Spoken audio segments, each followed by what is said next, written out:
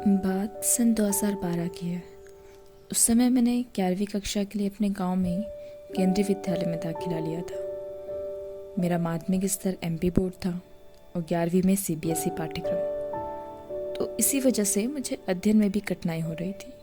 अब इसी क्रम में कक्षा सत्र के दौरान दिसंबर माह में खेल प्रतियोगिताएं प्रारंभ हुई। मुझे बैडमिंटन में हिस्सा लेना था, जो कि इस समय हमारी मुख्य रिवीजन कक्षाएं प्रारंभ होने वाली थी। मेरे शिक्षक गणों ने मुझे खेल छोड़ पढ़ाई केंद्रित करने को कहा। मैं अपने इस अवसर को खोना नहीं चाहती थी, सो मैंने डिसाइड किया कि मैं भाग लूंगी। मैं अपने जिले से संभागीय स्तर के लिए एकमात्र बालिका चयनित हुई। चूँकि मैं एक ही बालिका थी, तो मेरे साथ एक प्राइमरी की शिक्षिका को इस हेतु भेजा गया। हमारे संभागीय स्तर के मैच उज्जैन में आयोजित होने वाले थे। आइए चलते उज्जैन। मैं और मेरी शिक्षिका हम प्रातः बस से उज्जैन के लिए रवाना हो गए। सफ़र लगभग 180 किलोमीटर का था। हम वहाँ लगभग शाम को पहुँचे, अपना भोजन करे और सो गए। सुबह जब नींद खुली तो सबसे पहले मैंने ईश्वर से प्रार्थना की कि आप मुझे इतना आशीर्वाद दो कि मैं अपनी क्षमता का बेहतर उपयोग कर सकूं। नाश्ते की घंटी बजी और वहाँ से हम सुल्पाहार करते हुए बैडमिंटन हॉल पहुँचे। हॉल के अंदर का दृश्य देखकर मुझे डर लगने लगा। आसपास के शोरगुल के मध्य मेरे मन में एक शांत सा सैलाब उतर रहा था। सभी खिलाड़ी कोच प्रशिक्षकों के साथ मौजूद थे।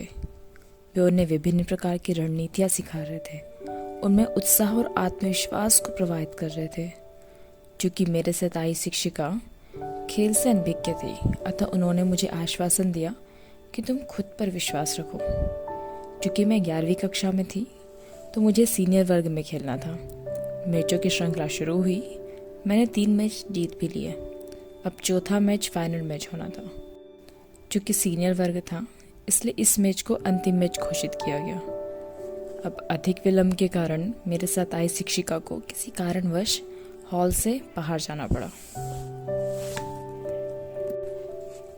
माइक में घोषणा हुई, अंतिम मैच प्रारंभ होने जा रहा है।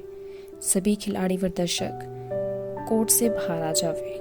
मेरा और मेरी अपोनेंट मणिकर्णिका, जो कि उज्जैन की टॉपर थी, उन्हें कोर्ट में आमंत्रित किया गया।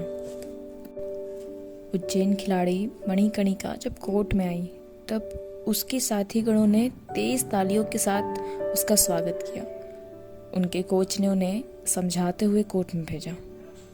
मैं अकेली कोर्ट में पहुंची। इसी वजह से सबकी नज़र मुझ पर टिक गई थी। कुछ समय के सन्नाटे के बाद चारों तरफ से तालियां बजने लगी। तालियों की गड़गड़ाहट ऐसा लग रहा था मानो वो मुझसे कह रहे हो कि तुम अकेली नहीं हो, हम तुम्हारे साथ हैं। उस क्षण मैंने खेल की एक नवीन भावना को अपने अंदर आत्मसात किया। हमारा मैच प्रारंभ हुआ। शुरू के 10 पॉइंट मणिकर्णिका के बाले में गए। मुझे डर लग रहा था। मैं बताना चाहूँगी, बैडमिंटन में एक शब्दावली है, ड्रॉप। यह मेरा बेस्ट स्किल था और खेल के दौरान मुझे पता चला कि मणिकर्णिका का सबसे वीक पॉइंट यही है। और खेल में यदि आप सामने वाले खिलाड़ी की कमज़ोरी पकड़ लो तो जीतने की दिशा मिल जाती है। और बस क्या था, इसके बाद ड्रॉप पे ड्रॉप, ड्रॉप पे ड्रॉप, और फिर मेरे पॉइंट्स बनते गए और मैंने वह सीरीज़ जीत ली। अभी यात्रा यहाँ पे समाप्त नहीं हुई। इसके बाद मेरा सिलेक्शन राष्ट्रीय स्तर के लिए हुआ, जो दिल्ली में आयोजित होने वाले थे। मैं जब विद्यालय वापस आई तो सभी ने मुझे बधाइयाँ दी, किंतु हमारे विद्यालय के प्रिंसिपल मैम ने मुझे शाबाशी के साथ सूचित किया कि आपकी 15 दिवस की इटारसी में ट्रेनिंग होना है। इसके बाद दिल्ली में मैच होगा। मैं अपनी तरफ से तुम्हें सलाह देना चाहती हूँ कि 11वीं कक्षा में तुम्हें अधिक पढ़ाई की आवश्यकता है। तुम्हारी परीक्षा में भी ज़्यादा समय शेष नहीं बचा है, तो तुम सोच समझ कर निर्णय लेना। उस समय मेरी मनोस्थिति किसी भी प्रकार से भ्रमित नहीं थी। मैंने बैडमिंटन का ही चयन किया। अब हमारी ट्रेनिंग के बाद दिल्ली में मैच हुआ। मैंने और मेरी टीम ने राष्ट्रीय स्तर पर दूसरा स्थान प्राप्त किया। जब मैं वापस विद्यालय आई तब माला व गिफ्ट के साथ असेंबली में मेरा अभिनंदन किया गया। प्रिंसिपल मैम ने मुझे आलिंगन कर कहा, मुझे गर्व है। उनके ये शब्द मुझे आज भी भावुक कर देते हैं। इसके बाद उन्होंने मुझे आश्वासन दिया कि आपको पढ़ाई में किसी भी प्रकार की सहायता लगे तो मैं शिक्षकों को विशेष कक्षा हेतु आदेश जारी करूंगी। इस समय ऐसा लग रहा था मानो यह सिर्फ एक खेल की उपलब्धि नहीं है, बल्कि ये मेरे जीवन की उपलब्धि है।